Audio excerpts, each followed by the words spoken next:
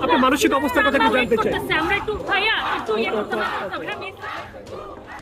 এবারে শিক্ষার্থীদের তোপের মুখে টিএসসি থেকে পালালেন আলোচিত কন্টেন্ট ক্রিয়েটর রাসনান দাস ছোট ভাই। আজ বিকেলে ঢাকা বিশ্ববিদ্যালয়ের ছাত্র শিক্ষক মিলনায়তন থেকে তাকে পালিয়ে যেতে দেখা যায়। সরেজমিন দেখা গেছে রাসনান দাস ছোট ভাই তার নিজ গাড়িতে করে এলে বিক্ষোভকারী ছাত্ররা তাকে ঘিরে ভুয়া ভুয়া স্লোগান দিতে থাকে।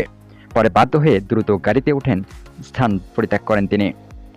এ সময় আন্দোলনকারীরা তার গাড়িতে হামলা করতে গেলেও কয়েকজন শিক্ষার্থীর সহায়তায় তিনি স্থান ত্যাগ করেন।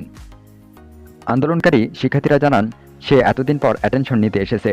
আমরা কি তার কাছে কৈফিয়ত চেয়েছি এতদিন পর কি করতে এসেছেন?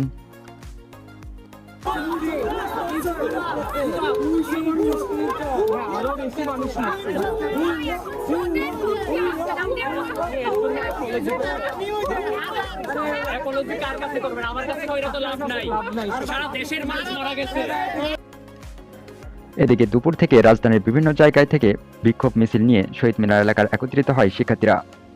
বৈষম্য বিরোধী ছাত্র আন্দোলনের ডাকা বিক্ষোভ মিছিল কর্মসূচি পালন করতে দুপুর থেকে সেখানে জড়ো হতে থাকেন আন্দোলনকারীরা। রাজধানীর বিভিন্ন এলাকা হতে বিক্ষোভ মিছিল নিয়ে সেখানে অবস্থান নেন তারা। বিকেল 5:30টার দিকে শহীদ মিনার এলাকায় জনসমুদ্রে পরিণত হয়।